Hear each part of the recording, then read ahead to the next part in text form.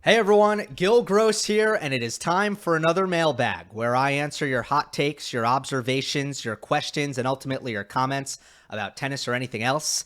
Posted in the YouTube community tab, hit triple digit comments yet again. Well done, everybody. Thank you for everyone who participates.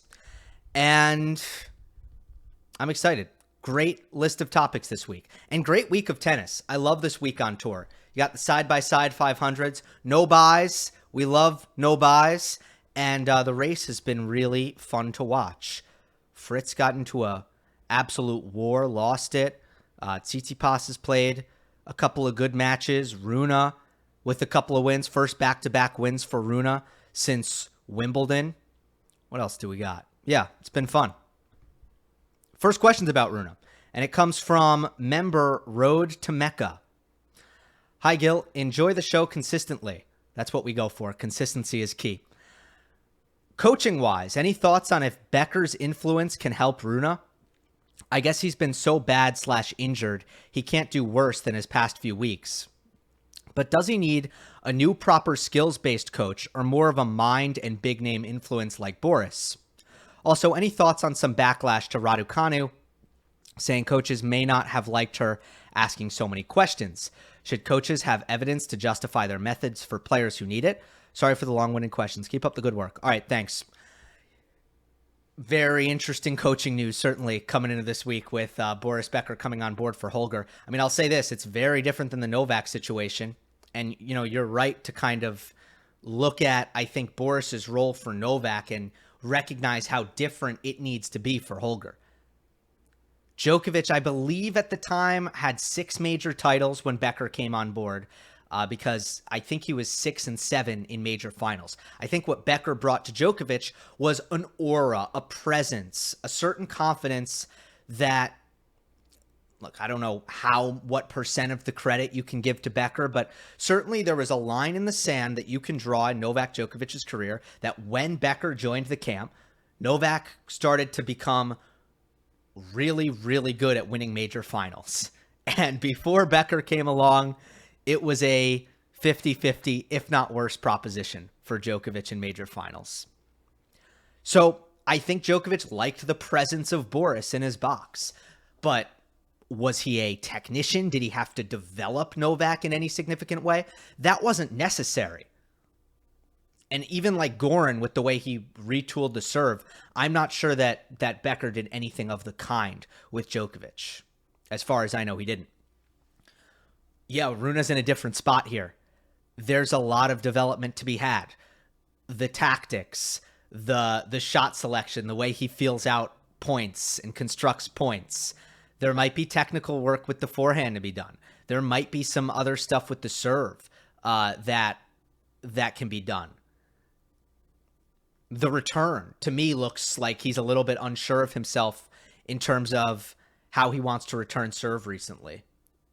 So there's way more technical stuff and tactical stuff where you look at Holger and it's like, okay, there's development here that needs to be done.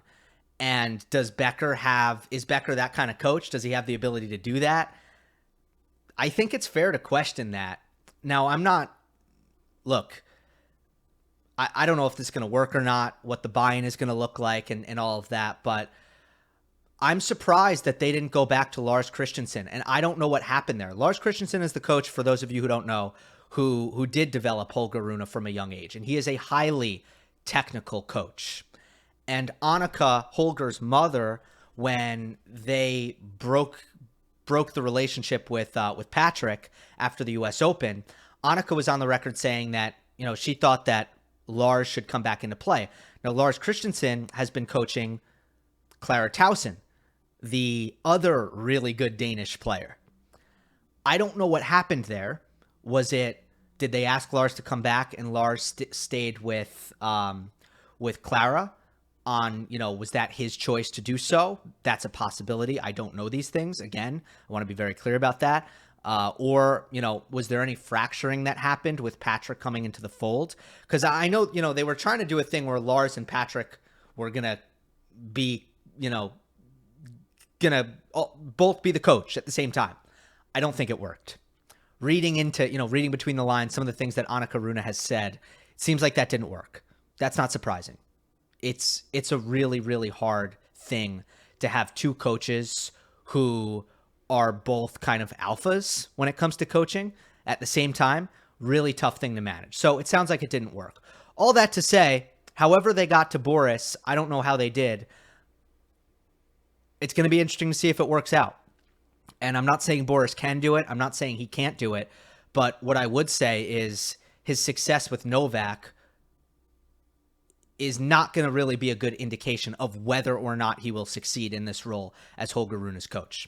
I will say this. I just called Rune's match against Sebastian Baez. Best I've seen him play in a really long time. Best I've seen him play since Wimbledon. Best the serve has looked. Best I've seen him serve easily since Wimbledon. So that was a positive. And it just seemed like his head was in it. Decision-making was a little bit more sound. I wasn't seeing the crazy, desperate net rushes when there was no opening to come forward. I wasn't seeing a lot of irresponsibly aggressive backhands or forehands for that matter. So, yeah, it was a solid performance for Holger. Seems like he's healthy now, and he's going the right direction. All right, the next part of this question is about Raducanu. I saw this quote by Emma that she said maybe some coaches don't like it, that I ask a lot of tough questions. That's kind of a reversal from what I've heard about the philosophy, that Emma's parents have brought to managing her career.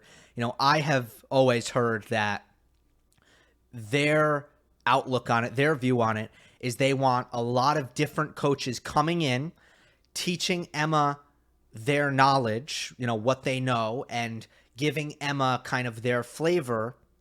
And then they want to bring someone else after the coach has delivered all that the coach has to offer. So it's almost like a knowledge dump and like a carousel. Like, I've heard that's the philosophy, which I think is not an awesome way to go about it. And why has Raducanu had so many coaches? As everything I've heard is pointed to, it's by design. And this is a sharp left turn from that. And quite frankly, I don't really believe that this is the thing.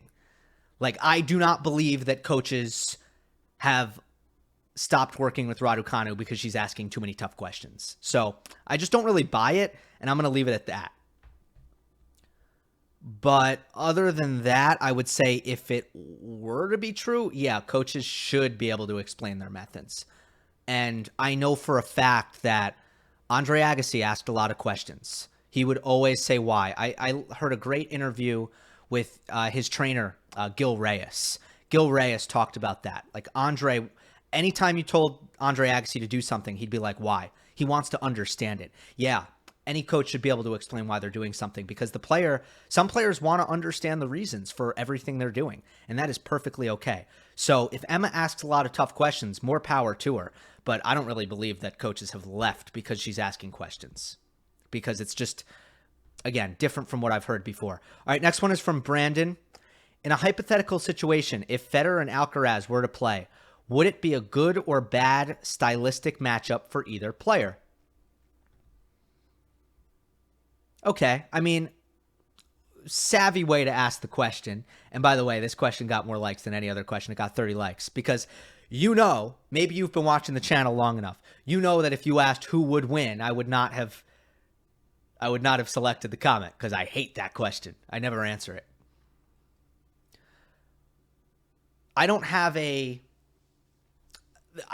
Nothing obvious comes to mind on this, to be completely honest.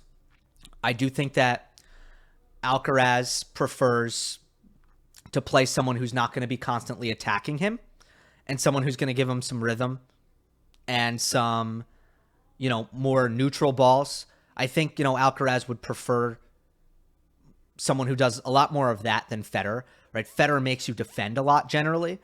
And we've talked about how Alcaraz, while he's good at defending, sometimes it seems like he doesn't like to do it.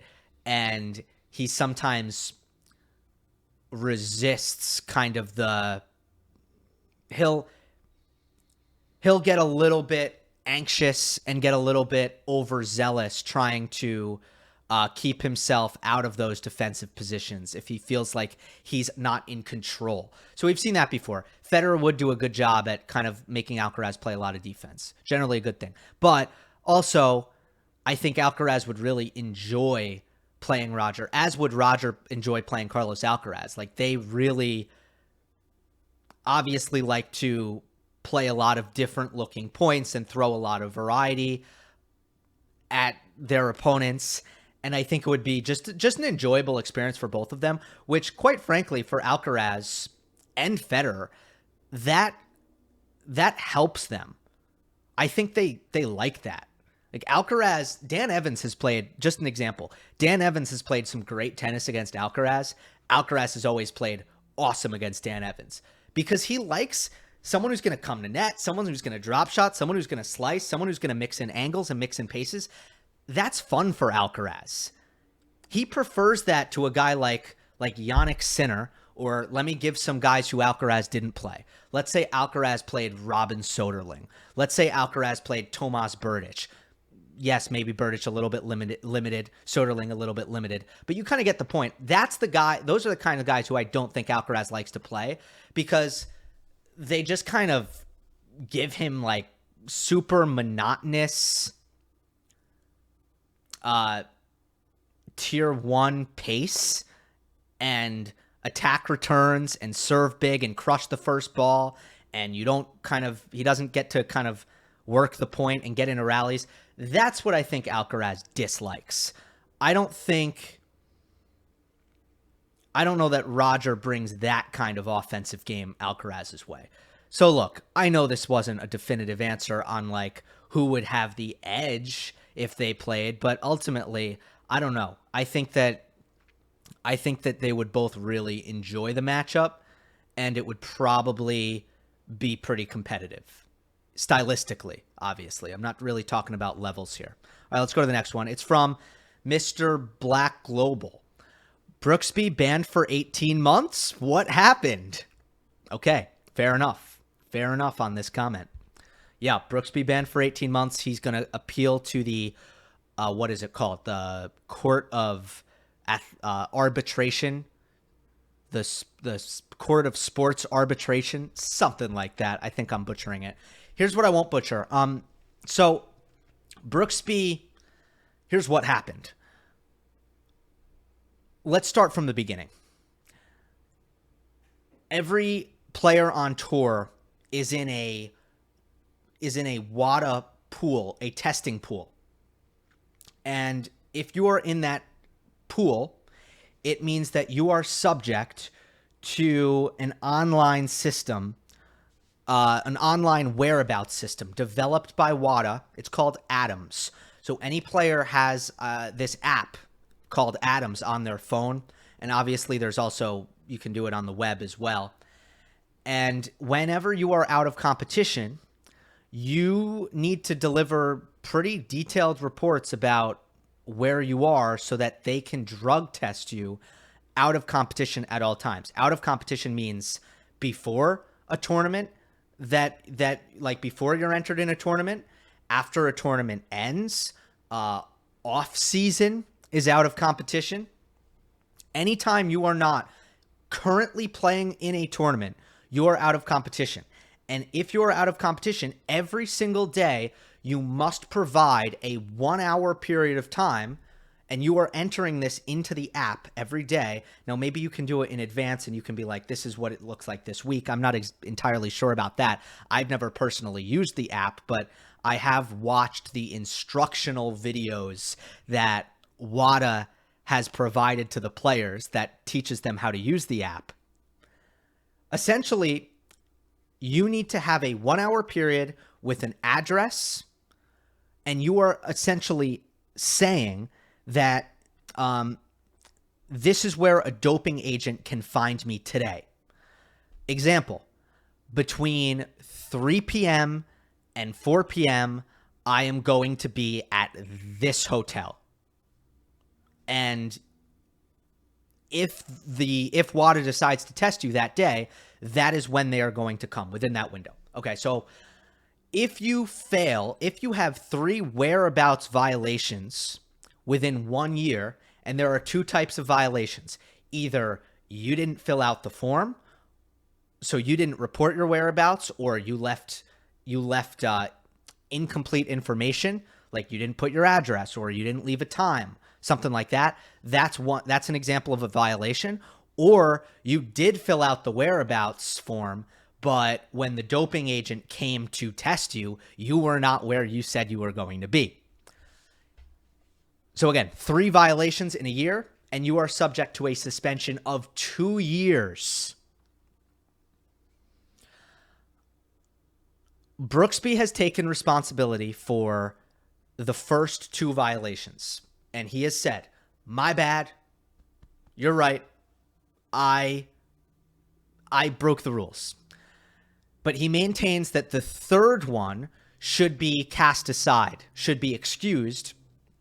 And it sounds like, Brooksby left a pretty detailed account on his Instagram. Essentially what happened was the hotel was not in his name, the one that he was staying at. It was in somebody else's name on his team. The doping agent came to the hotel to test Jenson and went to the hotel clerk and was like, I'm looking for Jenson Brooksby. And I guess the hotel clerk was like, we don't have a Jenson Brooksby here. They called his cell phone. It was on silent. He didn't pick up. Point is, the doping agent and Brooksby, who says that he was awake in his hotel room, completely available to be tested, they never made the connection, which was his 3rd doping violation. So the tribunal, which investigated the situation, said that Jenson was at high fault for the 3rd violation. So it's not a maximum suspension. That would be 24 months. But, it's slightly reduced, but it's still pretty bad. It's 18 months. That is what happened. I've already kind of given my spiel on my issues with the kind of larger kind of thing, that with doping and WADA and their relationship with the ATP. I won't repeat it. I think some of you disagreed with me. Some of you agreed with me. It seems to be a mixed bag. But yeah, this is sad. This is unfortunate. Look, this seems like bad risk management. Let me say this. Like, if this happened to me, I know what my dad would say. My dad would be like, look, the 3rd one is unfortunate, but that's why you can't blow off the first 2. That's bad risk management. And players have talked about sometimes the app is finicky. Sometimes stuff happens. That there's that risk.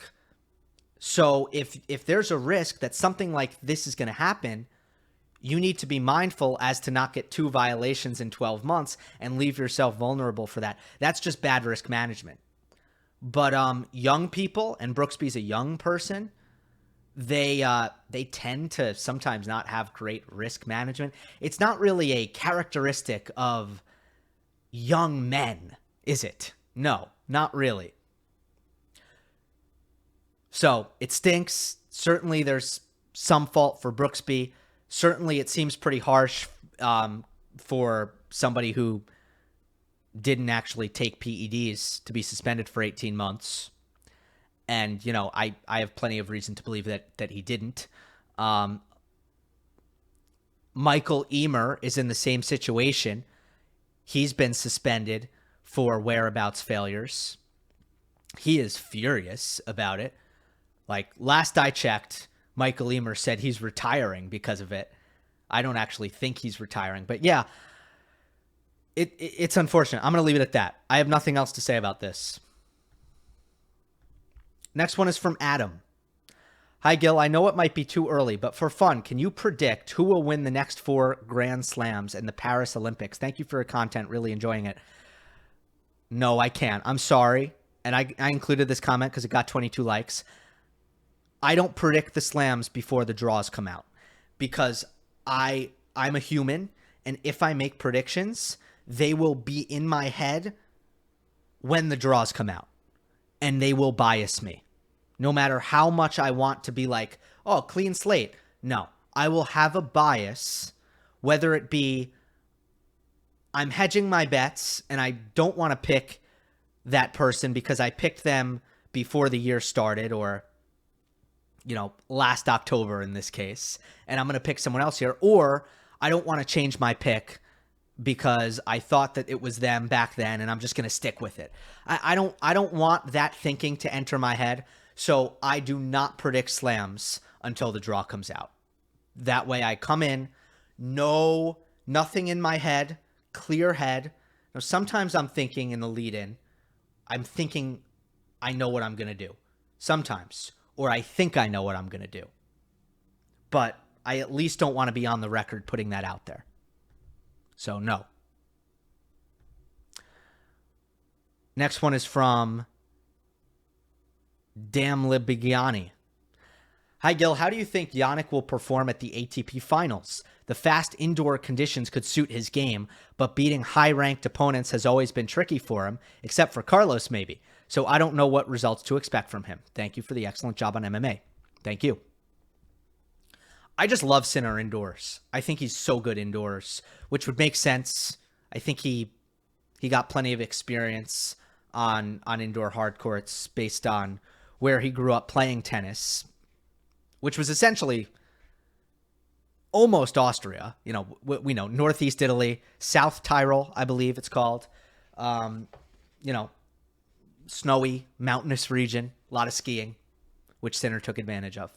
Anyway, he's amazing indoors. So this year, if you look at his record, after beating Sonego today, he's 9-1 indoors in 2023. He won the title in Montpellier. His only losses to Medvedev in the Rotterdam final. He played really well in Rotterdam.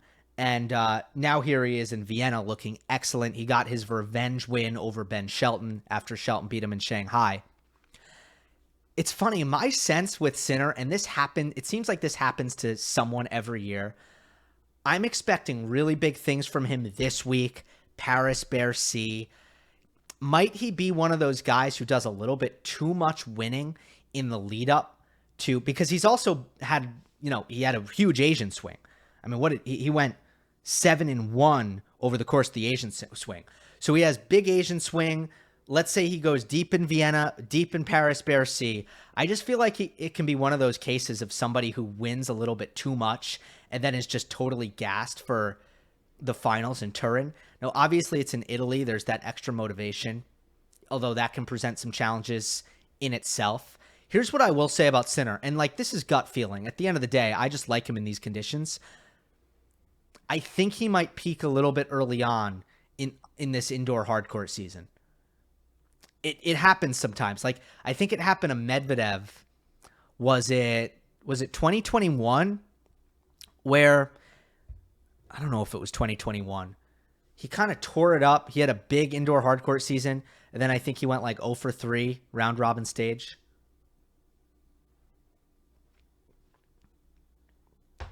I know he struggled last year in Turin, but every match was close. I don't know. That's kind of my take. Sinner's playing amazing. His forehand's on fire. Okay, this next one is from Roch VP. Hi, Gil. My question is about Netcords. My impression is that they were more disruptive and harder to respond. Nowadays, the players seem to react more often than not to reach the ball for a good shot. Do you know if this is real and what could cause it? The agility of players, more average topspin that could propel the ball, changes in the net? Thank you. Okay, this comment's amazing. I had to include this, even though it only got 1 like, because it's hilarious. So basically, this person is saying that in the past, Netcords used to usually be an advantage for the player who hit the net cord. And now it's the player who is receiving the net cord who generally has the advantage. The main factor here is how tight you wind the net, usually. If you wind the net super tight, it's going to help the player who's retrieving the net cord because usually the ball pops up. And if the net's really, really loose, it's going to trickle over and sometimes bounce twice. as if it's a good drop shot. That's usually the factor. I will say this. It's amazing how quick players are moving forward. Like a big thing, I know this happens to me when I'm playing tennis because I'm a lot slower than pros. How often will you be playing in a rally and your opponent will hit a ball that's actually not a good shot, like it lands short unintentionally, but it lands so short that you don't quite get up to the ball, and either you hit the ball from a terrible contact point way too low and you're in a tricky spot, or even sometimes you don't get to it, like it bounces twice before you can get there. Notice that never happens to a pro. You almost never see a ground stroke that is accidentally short that results in a double bounce. So, like, why does that happen so often to I don't know, amateurs, and it like never happens to pros? It's because of the movement. The pros just get up to the ball so quickly that you're never really going to get the ball to bounce twice in front of a pro unless you're really hitting an excellent drop shot. Otherwise, it's just not going to happen. So I think, the movement forward is really exceptional, but most of this always comes down to the net. But I just think this is a really funny question to ask, and a really funny observation. All right, from Alpine. Hey, Gill, the battle for the last ATP final spot is getting interesting. Who do you think is going to get it, and who's someone that has an outside chance of qualifying, but it wouldn't be surprising if they make a big run at Paris and qualify? All right, let's pull this up. I'm just going to pull it up so I can look at it right now. So I think I said last week, if not the week before, that I thought Fritz was going to get in. Taylor is now falling behind Rune in Basel because Taylor just lost in the round of 16. Rune just advanced to the quarterfinal. They came into Basel like 50 points apart from each other. Fritz and Rune. That's for 7 and that's for 8 and 9. I still think Zverev and Tsitsipas are going to get in, and I think that 8th spot is up for grabs. I feel like it's, who performs better, Rune versus Fritz. But then other than that, it's, okay, the next guys, you look at Hurkacz, Ruud, Paul, de Minaur, Shelton, Khachanov. Can any of them win Paris? So if they win Paris, that's a totally separate story. And out of those guys, there's only one who I could really see winning Paris, and that is Hurkacz. I still think Hurkacz looks awesome. He just crushed Struff. I mean, Struff not in great form, still coming back from the hip injury, but he's alive in Basel. Hurkacz is in the quarterfinal. So I'll say this. I think Hurkacz has the best shot to win Paris, but I think if nobody wins Paris among those players, then at this point, given what I saw from Rune today, I think it's kind of back to feeling like Holger is going to hang on to that 8th spot. But as you can kind of tell, it's so fluid. I've gone back and forth a bunch. By the way, Ruud lost today. I also called that match against Stricker. I didn't think he'd win that match. I thought Stricker would win the match. And it's just the classic aggressive lefty. We've seen Ruud lose to Humbert last year. We saw him lose to Shelton last year. We saw him lose to Liam Brody this year.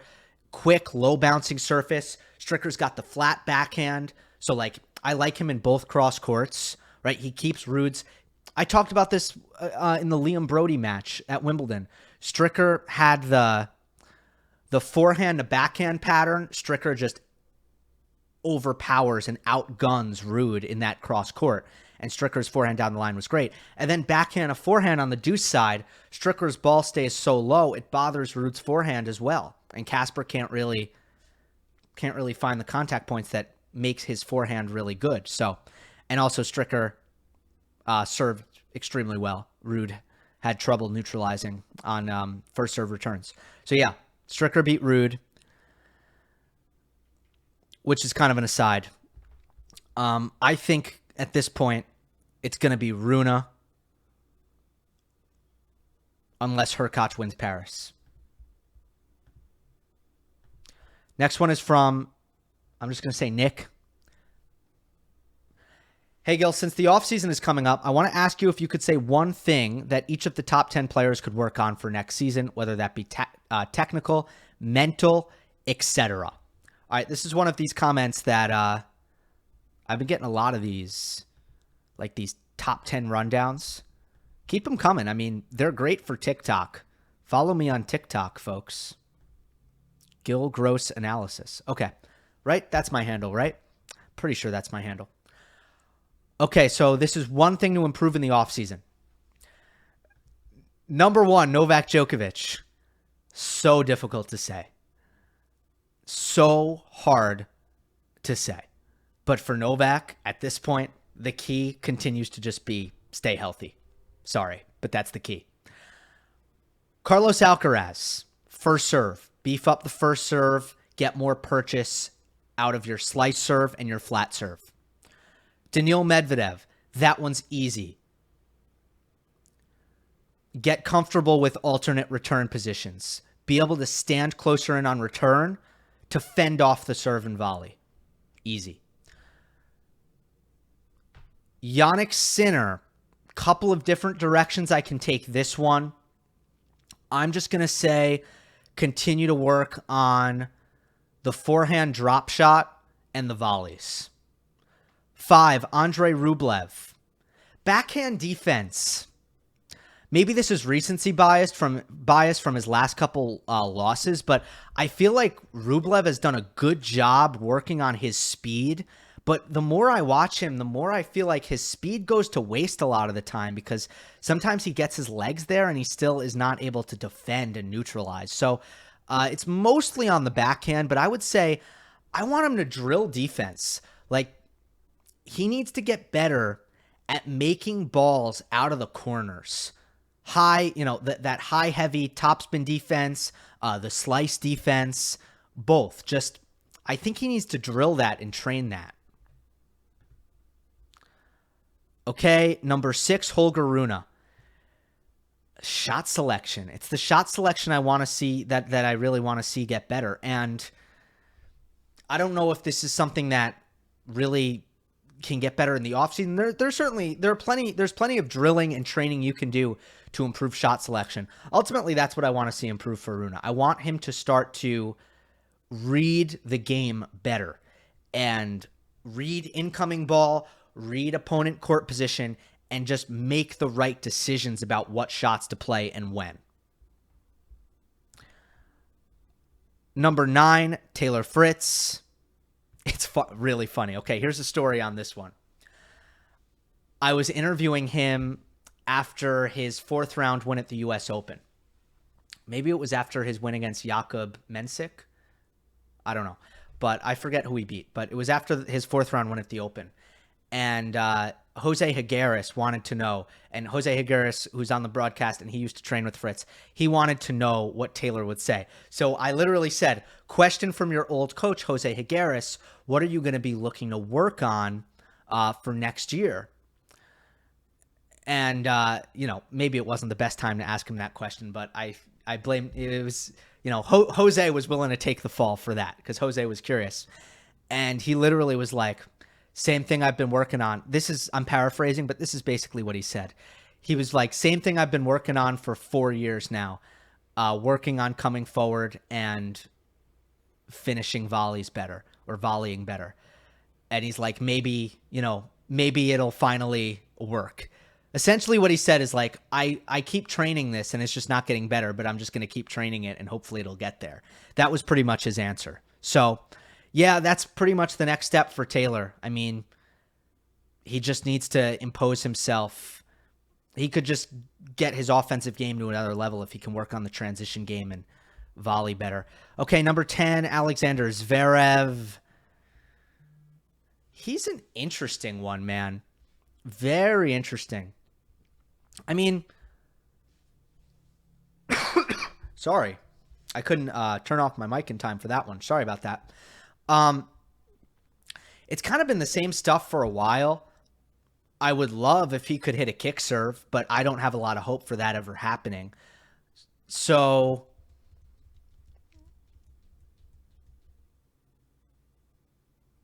Yeah, it's like, what should Zverev get better at right now? It feels like he's been a finished product for quite a long time now, and it's just about getting over the hump mentally.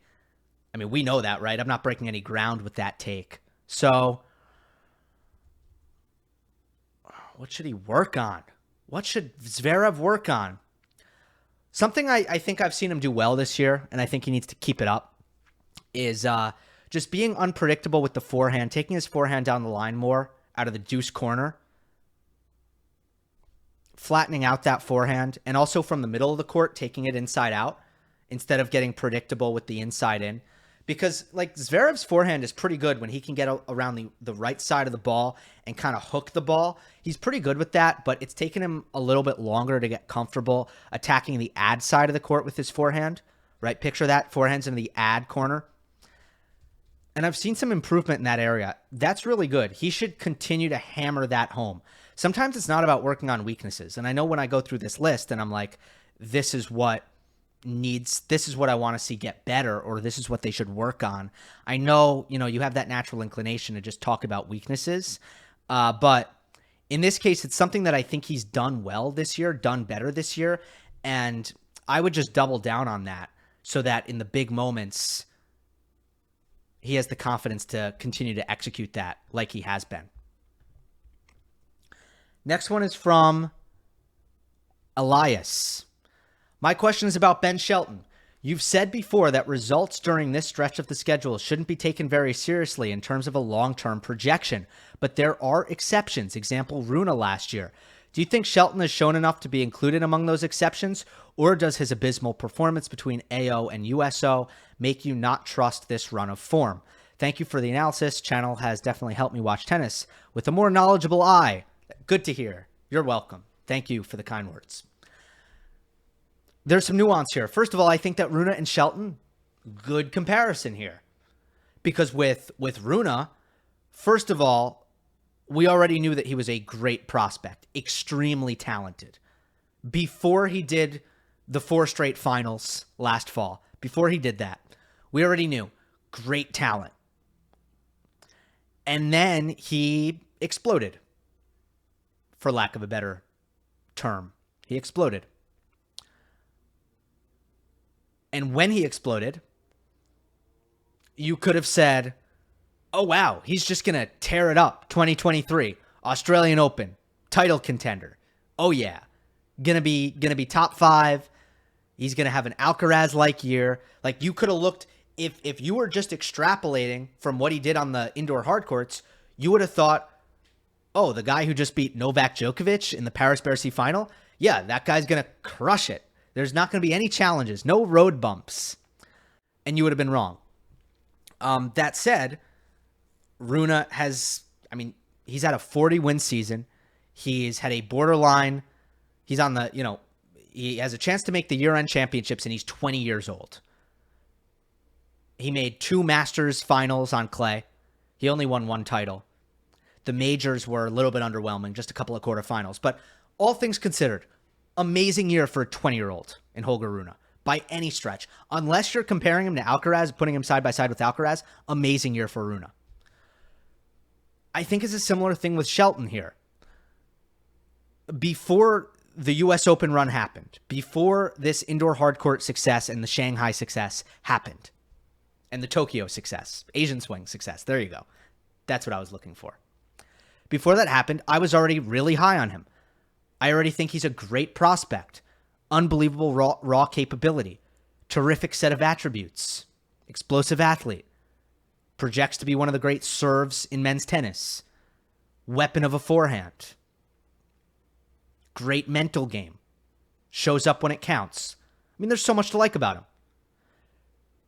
So, it's similar to Rune. The fact that he's having a ton of success here, or that he had a ton of success in Asia, I love that for him. That's great. That's a good thing for his career. There's been some eye-opening parts of how he's been playing. I think he looks so much better at net right now. Really much more comfortable serve and volleying. Coming in behind second returns a lot. He's been loving that play. I think that's great. Again, just using his short burst, explosive athleticism is what I've been seeing from Shelton, and I think that's a good thing for him to be doing. So all of those things, yeah, I love it. But let's say Ben Shelton continues to go on an absolute tear here.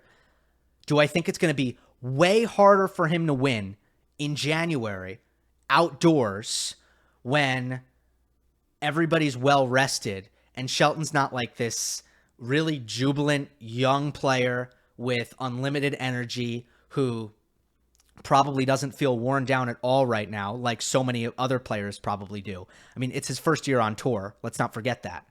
Do I think it's going to be way harder for Ben Shelton to win in January in Australia than it is for him to win this week and next week? Yes. It's way harder. Just like it was way harder for Holger Rune to win in January than it was for him to win in Basel and Paris and Sofia and all the great tournaments that he played so well at last year.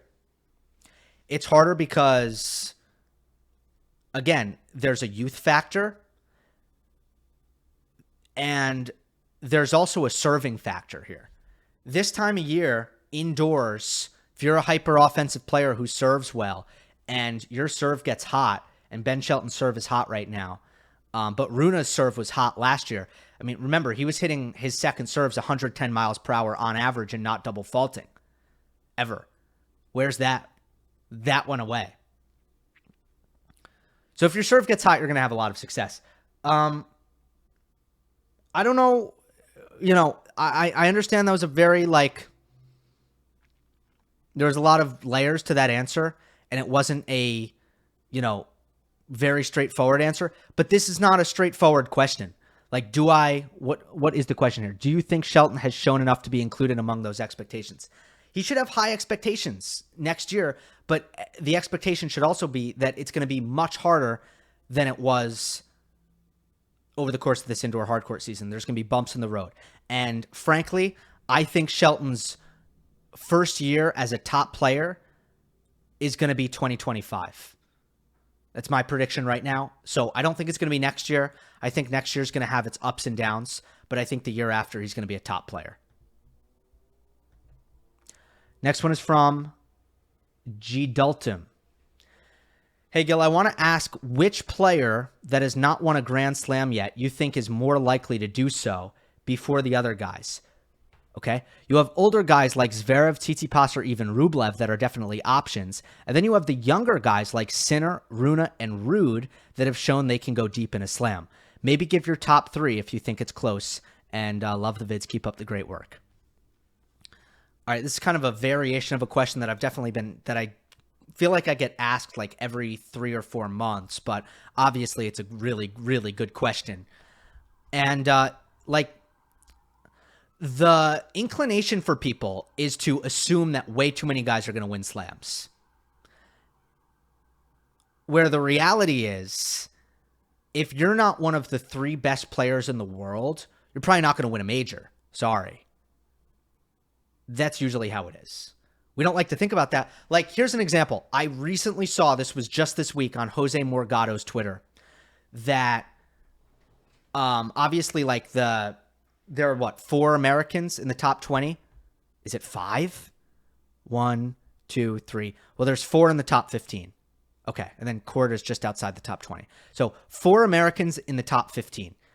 And there was a tweet about that. And it was like, the question is, how many of them can win majors? And Jose Morgado said out of Ben Shelton, Francis Tiafoe, Tommy Paul, and Taylor Fritz, that 2 of those players are going to win majors. To me, that's an insanity take. Insanity.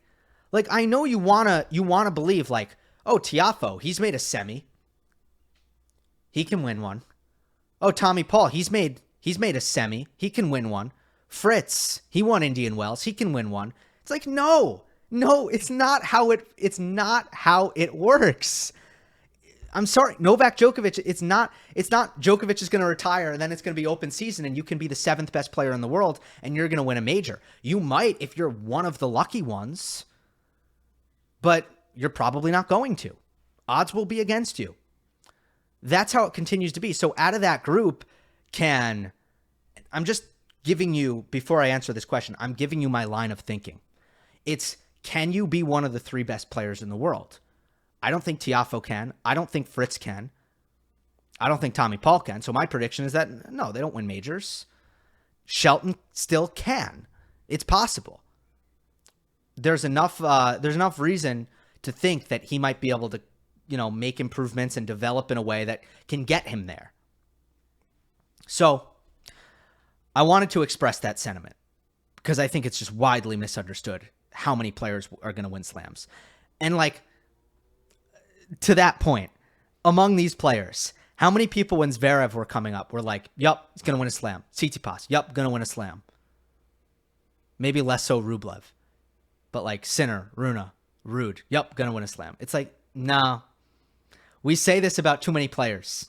Most players that we say are going to win a slam, they're not going to win a slam. Okay, let me answer the question now.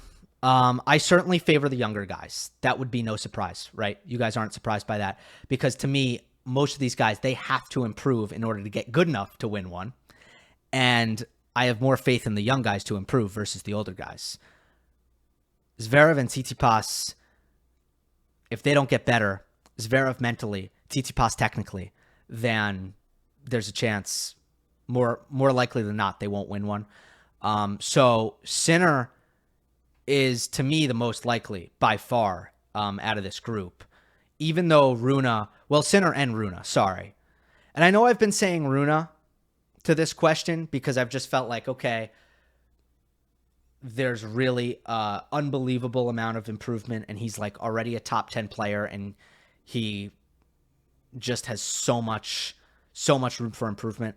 But I think with Sinner, I really trust his process, his coaches, his mentality, his ability to train. The big three, they were all so good at tinkering and improving, right? You've heard me talk about this before. That was one of their greatest powers. Sinner actually has that. He might not be as athletically gifted. He might not be as talented as them in other ways, but I just have so much faith in Sinner's ability to just improve. So it's Sinner and Rune. By far, those are the two guys out of this list that inspire confidence for me that they're going to win one. All right, we're going to do three more. Our next one's from Mac. Hey, Gill, what is your take on the recent foot and back injury of Alcaraz that forced him out of Basel? I was wondering if this could potentially be a year-ending injury, and if not, what should our expectations for him be the last couple of tournaments, specifically the ATP Finals? All right, well, since this comment was written, Alcaraz said, I'm going to be back. I'm healthy. I'm going to play Paris-Bercy. I'm going to play ATP Finals. So this comment is sort of moot. At the same time, same thing with Monte Carlo. Same thing with Acapulco. When a top player like Alcaraz and a player who actually values rest and rehabilitation, when a player like that pulls out of an event that is not a big event, is not a mandatory event, I'll say, and if there's reason to believe in the schedule that it might be a good time to take a break, and they say I'm pulling out with injury, just don't worry about the injury. More than likely, they're fine. Everybody at this time of year is hurting. And it's just a matter of, are you in the position to say, I'm going to pull out of an event? Or are you not in the position to do that and you are just going to play through it? But for Alcaraz, look, the goals are larger. He wants to play well in Bercy and maybe win it. He wants to maybe win his first year-end championship. First time he's getting to play the year-end championship. So he values preservation, rehabilitation. This is an ATP 500. He's pulling out. I did see, I'm going to talk about another member of the media, but I hate to be vague when I talk about these things, so I always just name names. I saw Christopher Clary send a tweet that was kind of well, it seems like Alcaraz has been banged up. I don't think that's fair. If he were banged up, he wouldn't have played Beijing. So, why would he have played a 500 in Beijing right before Shanghai if he was banged up? He had plenty of time to rest, ample time to rest before that, and he played those events. So I don't think that his losses should be interpreted as he was banged up, because everybody's banged up this time of year. So I just wanted to say that. Yeah, don't freak out about injuries to top when top players pull out of non-mandatory events. Take it with a grain of salt. They're probably fine and just resting. Next one from Max. Hi, Gill. Is there a tennis equivalent to other sports to predict if a prospect will succeed or have a high chance to fulfill their potential? I.e., baseball figured out high school pitchers with very fast fastballs were actually poor predictors, and strikeout to walk ratio was much better. In basketball, rebounds translate very well, etc. What are some predictors that are outside the accepted norm in tennis? Thanks for the great work. Is this true about baseball? Because I don't know, have things changed in the last, well, since I was in high school? Have things changed in the last 7-8 years? Because a lot of my buddies were baseball players, and it seemed like the only thing colleges cared about was how fast your fastball was. You ask a really good question here, though. Your question is there something in tennis that does a good job of predicting talent? The fact is, the basic answer to this question is no. Because in these other sports, you have multi-million, $100 million corporations and organizations that are invested, that have a competitive advantage, a business advantage, if they are able to evaluate talent properly. So, let me put this into, how New York Yankees worth. Okay, the Yankees are I way undersold. I should have said more. Okay, the Yankees are worth $7.1 billion. So you have a $7.1 billion corporation that has a large interest in being able to evaluate talent. And that's true for every team in the league. True in, all of these sports with teams.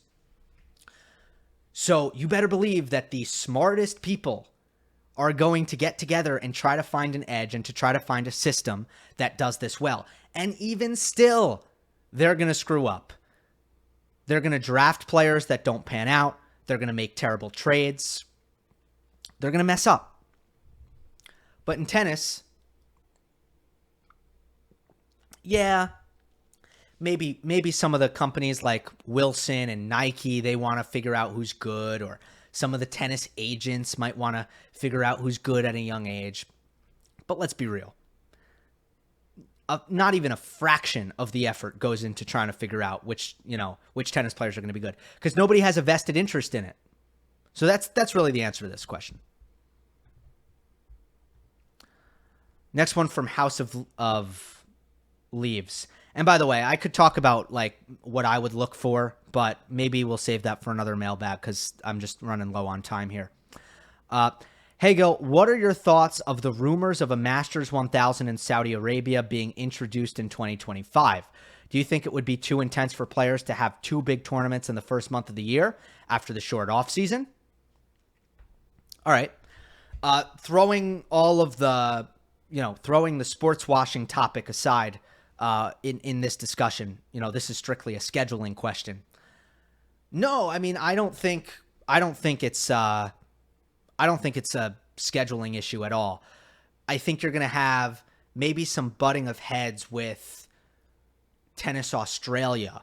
I'm pretty sure Saudi Arabia would have to buy some of these licenses off of Tennis Australia, right? Like the United Cup, right? So I think there's some political stuff with the licenses. I'm talking about tennis politics right now, where they would have to sort that out. But in terms of what would it mean for the players, I think most players do want to play before the Australian Open. Most players play before the Australian Open anyway. If you just move back the Australian Open maybe a week, then it seems perfectly plausible to just start the year with the Masters 1000.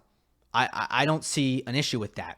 Now, if you make January a more arduous proposition and you have more players and you have Masters 1000 and then you have a major, look, the part of the schedule that is really going to be hard to justify after that is February.